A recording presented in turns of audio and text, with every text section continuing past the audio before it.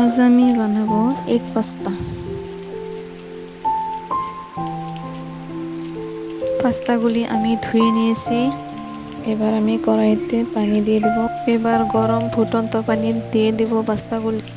আমি দিয়ে দিব সামান্য লবণ আর সামান্য তেল দিয়ে দিব। এবার আমি এই পাস্তাগুলোকে 3 থেকে 4 মিনিট ফুটিয়ে সিদ্ধ করে নেব। পাস্তাগুলি সিদ্ধ হয়ে গেছে খুব সুন্দরভাবে।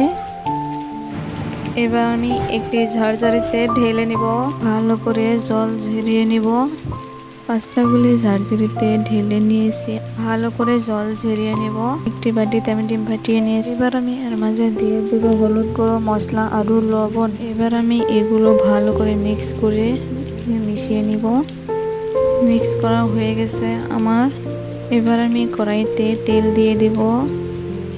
এবার আমি ফাটিয়ে রাখা ডিমগুলি কড়াইতে দিয়ে দিব। এবার আমি ডিমটাকে ভালো করে নেড়ে চেড়ে নেব। ডিমটাকে এবার ভালো করে নেড়ে চেড়ে ঝুরি ঝুরি করে ভেজে নেব। আমার ডিম ভাজা প্রায় হয়ে গেছে। ডিম ভাজি হয়ে গেছে।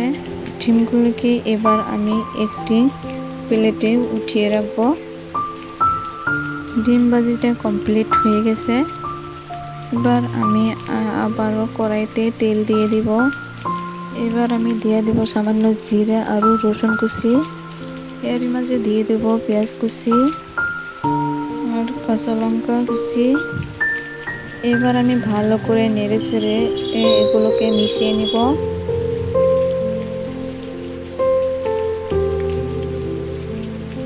এর মাঝে দিয়ে দেব একটি টমেটো কুচি।